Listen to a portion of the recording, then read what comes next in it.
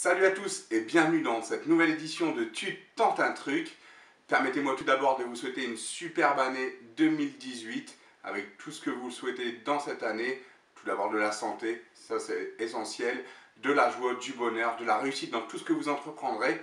Nous, chez TUT, ce qu'on veut, c'est développer un petit peu encore cette activité et puis vous faire plaisir, vous faire gagner de l'argent. Et quoi de mieux cette semaine que d'y aller en faisant 2 matchs. Il n'y a que 2 matchs cette semaine parce que les championnats n'ont pas encore repris. Il y a les coupes dans différents championnats comme en France ou en Première Ligue, en Angleterre donc. C'est assez compliqué de jouer sur des matchs de coupe. Je vous recommande de ne pas trop y toucher parce que les équipes peuvent soit tourner, soit ne pas jouer du tout la coupe. Et à ce moment-là, balancer un peu le match comme on dit. Donc moi ce que je vous conseille c'est de ne pas y toucher. Les 2 championnats qui restent ce sont l'Espagne et l'Italie. Alors il y aura un match en Espagne et le deuxième match ce sera une petite surprise. On y va tout de suite avec le premier match. Le premier match qui nous intéresse donc pour cette année 2018 chez TUT, c'est le FC Barcelone à 16h15 dimanche qui reçoit Levante. C'est le premier qui reçoit le 16e. Deux trajectoires complètement opposées. FC Barcelone a trouvé complètement son rythme de croisière. Il s'est même imposé lors de la dernière journée 3-0 sur la pelouse du Real Madrid au Stadio Bernabéu. Franchement, c'est une très très belle performance de la part des Blaugrana. En face, on a Levante qui se traîne un peu en fond de classement. Ils sont en 18e, ils sont 16e avec 18 points. C'est assez compliqué pour eux cette année. Ils vont se sauver pour le maintien, je l'espère en tout cas. Les 5 derniers matchs du FC Barcelone, c'est 3 victoires et 2 matchs nuls. Le dernier match nul en date, c'était en Coupe d'Espagne entre le Celta Vigo et le FC Barcelone. Un retour important du côté du FC Barcelone, c'est celui d'Ousmane Dembélé, qui a été blessé gravement ces derniers mois et qui a rejoué donc avec le FC Barcelone face au Celta Vigo. En face à Levante, c'est pas terrible, sur les 5 derniers matchs, c'est 3 nuls et 2 défaites. Clairement, le FC Barcelone va s'imposer. La cote est à 1,02 ou 1,03 selon les bookmakers les plus influents et les plus importants. Mais 1,03, vous ne pouvez même pas parier dessus parce que la cote minimum est à 1,10. Donc c'est assez compliqué à jouer. Moi, ce que je vois ici, je pense que Levante va se prendre une manita. Au minimum une manita, donc ils vont perdre au moins 5-0. Le 5-0 est intéressant à jouer. À savoir qu'ils se sont déjà pris 5-0 chez eux il y a un peu plus d'un mois face à l'Atlético Madrid. Donc c'est un peu le même calibre que les Catalans. Ça va être très très compliqué pour les Levante, surtout au Camp Nou. Ça va être très très compliqué je pense. Je vois au moins 4 buts pour le Barça. C'est coté à 1,55 chez PMU. Et moi j'irais même voir une petite cote à 2,05 sur le 5 buts au minimum du Barça. Je vois vraiment pas comment le Barça ne pourrait pas marquer au moins 5 buts. Après c'est toujours une analyse, c'est une belle cote. Misez pas toute votre maison dessus, ça peut être un truc intéressant à tenter. 5 buts, ça sort un petit peu des paris ordinaires. 5 buts sur Winamax à 2,05. Donc 5 buts du Barça chez Winamax à 2,05 ou 4 buts ou plus du Barça à 1,55 sur PMU. Direction le dernier match pour cette petite vidéo de reprise.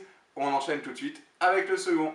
Le deuxième match qui nous intéresse ici, c'est un beau choc en rugby, en top 14. Il a lieu à 21h dimanche entre le Racing 92 et Clermont. Clermont, actuel champion de France en titre, contre le Racing Métro qui a inauguré il y a peu son nouveau stade, la U Arena, près de Nanterre. Donc ils ont abandonné Yves du Manoir à Colombes. Franchement, c'est une très très belle enceinte. Ils y ont joué il y a peu. La France y a joué il y a peu contre le Japon. Le Racing a joué il y a peu, a inauguré son stade par une victoire contre le Stade Toulousain. Le 4e, Racing Métro, donc, qui accueille le 10e Clermont. Les derniers matchs du Racing, ce sont 3 victoires. 12-16 à Oyonnax, donc une équipe de fond de classement qui lutte pour le maintien. Ensuite, 23-19, donc une victoire contre le Stade Toulousain en inauguration de ce stade. Et 29-7, une victoire contre Castres. Les 2 dernières équipes, la Castres et Toulouse, c'est 2 équipes qui sont difficiles à jouer. Et honnêtement, ils s'en sont sortis par 2 victoires. Grand respect à eux. Le Racing, je ne sais pas s'ils vont aller jouer plus la Coupe d'Europe ou plus jouer le championnat. Pour l'instant, ils font les 2.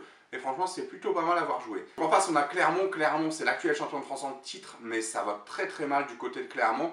Alors, ils n'ont pas de chance, d'une, parce qu'ils ont beaucoup de blessures dans leur rang, beaucoup de blessés. On espère chaque semaine que les blessés rentrent, mais bon, c'est très compliqué à faire. Et puis, ils enchaînent surtout les défaites. Là, ils en sont à 2 défaites de rang. La dernière en date contre Castres sur le terrain de Clermont, sur leur terrain, à Marcel Michelin. Franchement, c'est très très compliqué. Et puis une défaite auparavant contre Pau, à Pau, dans les derniers instants. Un pilier qui a fait preuve d'assez peu de maîtrise, qui a permis à Pau d'enchaîner avec une victoire.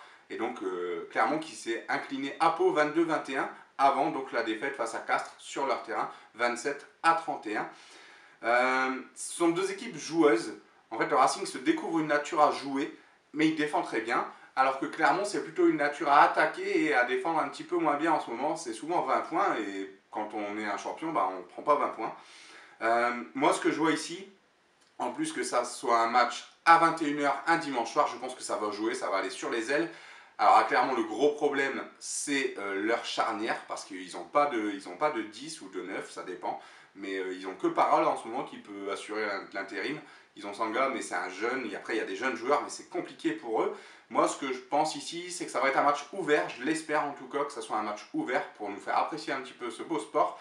Moi, ce que je vois, c'est entre 40 et 50 points d'inscrits. Les codes vont osciller entre 1,70 et 2,20, 2,30, je pense. Donc, regardez un petit peu les codes qui vous intéressent. Mais moi, je vois en tout cas entre 40 et 50 points quand on additionne les scores des deux équipes.